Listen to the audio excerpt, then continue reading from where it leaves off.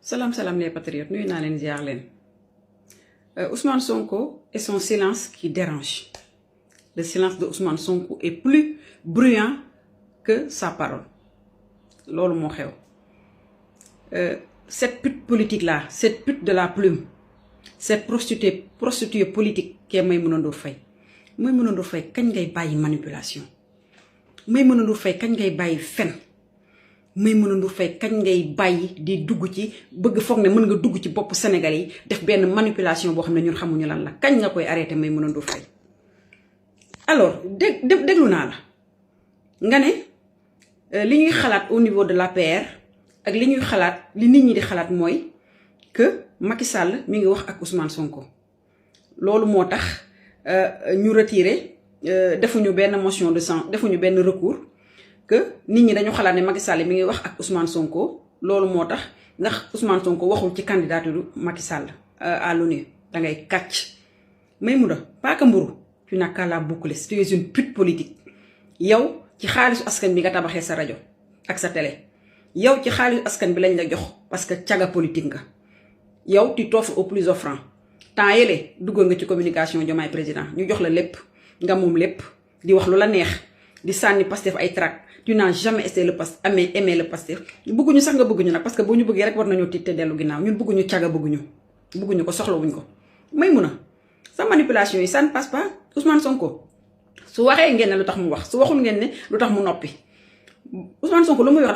da koy wax àdduna yëpp duñu seede problème mu diplomatie la na ko le président de la République géré Ousmane Sonko n'est pas le président du Sénégal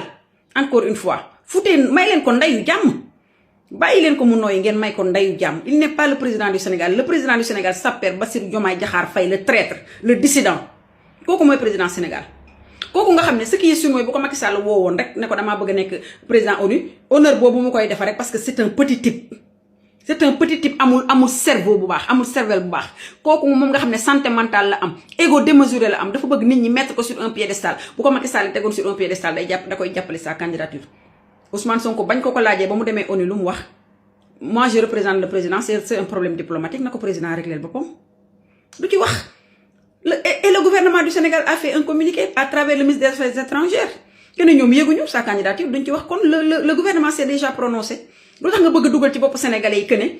Ousmane Sonko day wax ak Macky Sall Ousmane Sonko dallu Ousmane Sonko sax du wax ak Macky Sall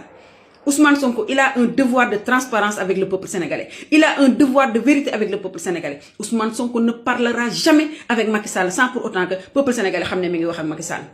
Ousmane Sonko n'a rien à dire à Macky Sall Macky Sall n'est plus le président du Sénégal il est destitué par Ousmane Sonko waaw mu dem yoonam kooku Ousmane Sonko wax ak moom lan la koy yokkal ak lan la koy wàññil il n'en a pas besoin il n'a pas de compte à rendre à Macky Sall kon arrêtez vos manipulations à deux balles Ousmane Sonko soxlawul wax ak Macky Sall te Macky Sall leer na ko ci boppam boo ko Ousmane Sonko woon day daw ba daanu da koy enregistré Ousmane Sonko nag ndeysaan yàlla du ko dimbali kenn génneegul benn enregistrement sur le terrain politique ba mu dee Ousmane Sonko ba léegi depuis 2014 ba léegi 2012 lañ ko dàq 2014 lañ ko dàq ba ñu créé parti Pastef ba léegi 12 ans kenn mësul dégg ñu ne Ousmane Sonko enregistrement mi ngi nii teg ko sur le terrain Ousmane Sonko du wax ak nit lu mu warul wax ak nit li muy wax ak yow boo ko enregistré amuloo lenn loo ko ci mën a reproché kon du ngeen noppalu ngir yàlla ngeen bàyyi ndeyu jàmbur bàyyi leen Ousmane Sonko chaque jour mu toroxal leen boo xam ne ñëpp dañ ciy teg seen bët te du ngeen ci mën dara bàyyi leen jàmbur Ousmane Sonko n'a pas besoin de parler avec Macky Sall soxlawu ko et il n'est pas le président de la République du Sénégal kii wax ak yeneen président yi nga xam ne ay Denis Sassou Nguesso ay le président ivoirien ñooñu di ko jox ay directives ñooñu c'est les valets de la France ils ont déjà fait de lui un valet de la France muy Diomaye Faye Diomaye Faye tey bu sañoon les bases françaises dañuy dellu si waat Sénégal mais dootuñu dugg biir Sénégal donc ñun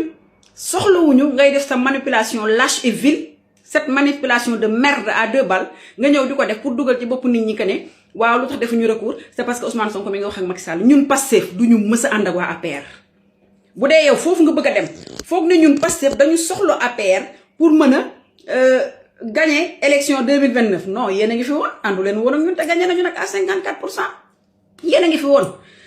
mi ngi fi woon APR mi ngi fi woon ñu dóor ko ba xëlam ko suuf kon nag yow soo bëggee gëmloo nit ñi que ne ñun waa Pastef dañu bëgg une alliance avec waa APR mais tu te fourres le doigt dans l'œil. Tu es malhonnête intellectuellement. Yow tu es une ignorante. Tu es une ignorante moo tax nga bëgg a yóbbu peuple sénégalais foofu ñun soxlawuñu APR pour avancer. L'APR était là et on a gagné les élections. L'APR était là, on l'a débouté avec 54%. Ki soxla APR tey mooy Diomaye Faye moom mi nga xam ne il est sale, il veut faire de la politique sale, ki nga xam ne amul lu muy rus amul lu muy jomb du gor kooku moo soxla APR kooku moo soxla ñi doon rey suñu ay doom kooku moo soxla ñi doon tëj suñu ay doom kooku moo soxla ñi doon mutiler suñu ay doom ñun soxlawuñu APR pour avancer. Le Pastef est un parti tout simplement extraordinaire et unique. Ñun ñooy parti bi nga xam ne yemuñoo beneen parti ñun ñooy parti bi nga xam ne dañ ñoo créer de rien. Ñun ñooy parti bi nga xam ne on renaît de nos cendres ñun ñooy un parti bi nga xam ne dirigé par un phénix muy Seydina Ousmane. Le Pastef mooy parti bi nga xam ne amul lu mu jox kenn te ñëpp dañ koy jox mooy parti bi nga xam ne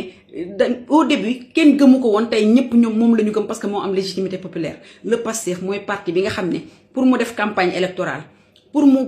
day jaay ay kartam ba pare ay militants di jël seen alal di ko ci investir. Le Pastef mooy le premier parti bi nga xam ne kii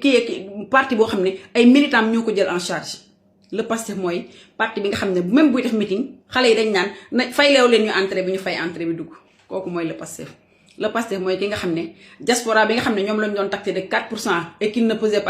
pesait pas sur la balance diaspora boobu ñoo yëkkati des centaines de millions di ko teg ci loxo Pastef. Loolu mooy Pastef. Pastef mooy un parti solidaire, un parti uni. Un parti qui a créé une rupture parti bi nga xam ne lépp lu ñu daan def bu njëkk ba mu ñëw ne lii warul am biir Sénégal li ñëpp bokk na ci ñëpp jot. Le Pastef mooy le don de soi pour la patrie Maïmouna da ngay tëj sa gat